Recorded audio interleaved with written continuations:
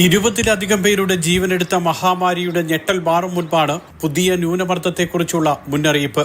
Oman കാലാവസ്ഥാ കേന്ദ്രത്തിലെ മുഹമ്മദ് അൽ മുഷൈക്കിയാണ് പുതിയ ന്യൂനമർദ്ദത്തെക്കുറിച്ച് മുന്നറിയിപ്പ് നൽകുന്നത്.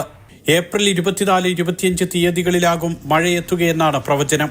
അടുത്തയാഴ്ച അവസാനത്തോടെ സുൽത്താനേറ്റിന്റെ അന്തരീക്ഷത്തിൽ കാര്യമായ മാറ്റങ്ങളുണ്ടാകുമെന്ന് meteorology office director general Abdullah Al ഖാദുരിയും അറിയിച്ചു. കഴിഞ്ഞ ദിവസങ്ങളിൽ പെയ്ത കനത്ത മഴയിൽ മഹൂത്തിലെ ഷുറൈഖ ഏരിയയിൽ കാണാതായ സ്വദേശി സ്ത്രീയുടെയും സഹത്തിൽ കാണാതായ ഏഷ്യൻ പ്രവാസിയുടെയും മൃതദേഹം കണ്ടെത്തി. ഇതോടെ രാജ്യത്ത് മഴക്കെടുതിയിൽ മരിച്ചവരുടെ എണ്ണം 21ആയി. കനത്ത മഴയ്ക്ക് ശമനമായി ആകാശം തെളിഞ്ഞതോടെ റോഡുകളുടെ അറ്റകുറ്റപ്പണികളും വീടുകളിലെയും വ്യാപാര സ്ഥാപനങ്ങളിലെയും ശുചീകരണ പ്രവർത്തനങ്ങളും തുടങ്ങി. വിവിധ ഗവർണറേറ്റുകളിൽ മുനിസിപ്പാലിറ്റികളുടെ നേതൃത്വത്തിൽ നഗര ശുചീകരണവും ആരംഭിച്ചിട്ടുണ്ട്.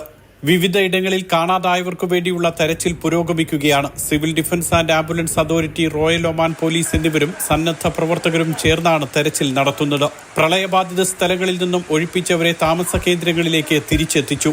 ഓരോ പ്രദേശങ്ങളിലെയും നാശനഷ്ടങ്ങളുടെ കണക്ക് ശേഖരിച്ചു വരികയാണ്. Mathrubhumi news, Muscat.